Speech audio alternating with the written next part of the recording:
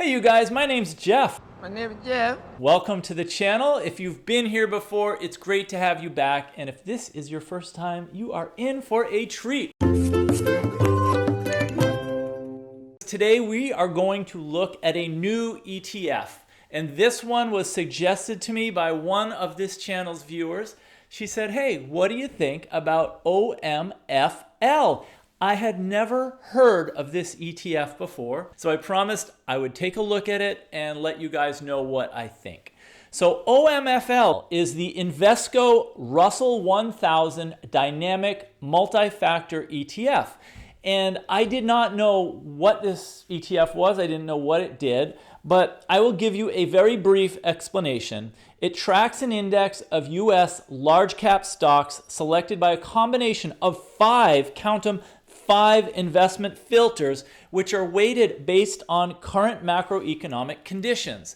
So it looks like this ETF is set up and it changes over time depending on whether their algorithm thinks a certain kind of stock is going to do better or worse.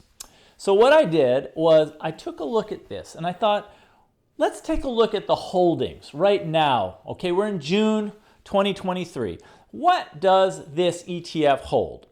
Now in the top 10, I noticed the number one holding is Apple and the number two holding is Microsoft. And I thought, this sounds kind of familiar because when I looked at VOO, which is the Vanguard S&P 500 ETF, Apple and Microsoft are 1, 2. Then I looked at number 3 and 4 and I noticed Berkshire Hathaway and ExxonMobil.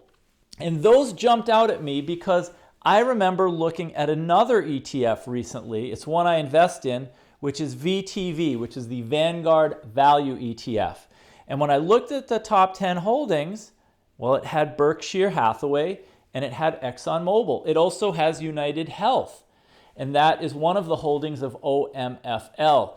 So what I think is going on right now is the number 1 and 2 holdings are both the top 2 holdings of VOO, and the number 3 and 4 are both in this Vanguard Value ETF. So it looks like the filter that sets up, or the index that this ETF tracks, is kind of weighted towards S&P 500 and also some value stocks. So what I decided to do was I decided to run a test in Portfolio Visualizer where I made a portfolio that is half VOO and half VTV and run that against a portfolio of just OMFL for the past 10 years. So it's a back test. And I wanted to see how well this ETF will do when compared to these other two.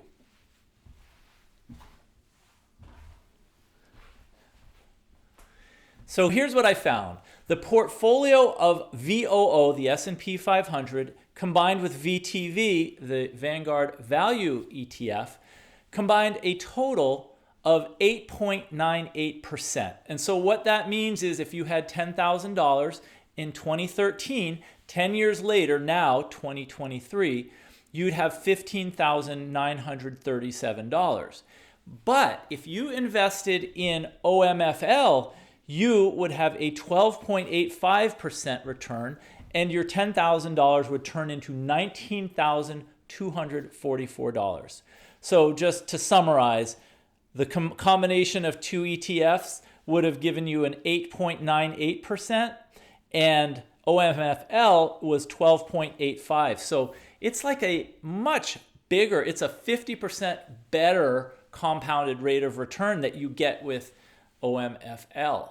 So that's impressive, and that is, I think, outstanding. It's worth noting. Instead of just 15,937, you would have 19,244. It looks like this OMFL changes allocations among different sectors depending on the macroeconomic factors in the economy. So I thought, what if we were to just compare OMFL to a combination of VOO, or the S&P 500 ETF, and VGT, which is a Vanguard Information Technology ETF, because this holds more of the tech stocks that have powered markets in the last decade. So then if we make a portfolio in Portfolio Visualizer and we back test it, going back over the last 10 years, we get a different picture. So here's what this picture looks like. Over the last 10 years, a portfolio of VOO and VGT would have given you a 15.38% and would have turned that $10,000 into $21,705. So it would have more than doubled it. And that compares to OMFL, which would have given you a 12.85% return and would have turned the $10,000 into $19,244. So that, again, is a very strong return, the 12.85. But if we want to make a comparison with a split between the S&P 500 and a tech ETF, we're seeing that now we're much closer. And the weight towards technology would have given the VOO-VGT combination a little bit more of a return compared to OMFL.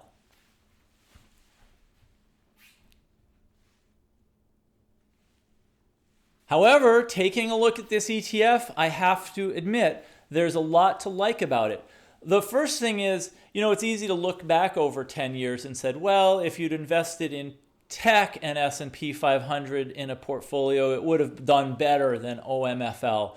Or if you compare value to, but over time, you don't know really which sectors are going to do best in the future. So I think the flexibility you would get in OMFL is actually quite interesting because it's able to change. This portfolio is able to adjust. So the expense ratio for this ETF is 0.29, and that seems reasonable, especially when you consider this is not a vanilla plain ETF that just tracks, say, the S&P 500, but there are 5 factors at work, and you're paying a little extra for Invesco to create this ETF that tracks US large cap companies and decides which sectors they're going to invest your money in.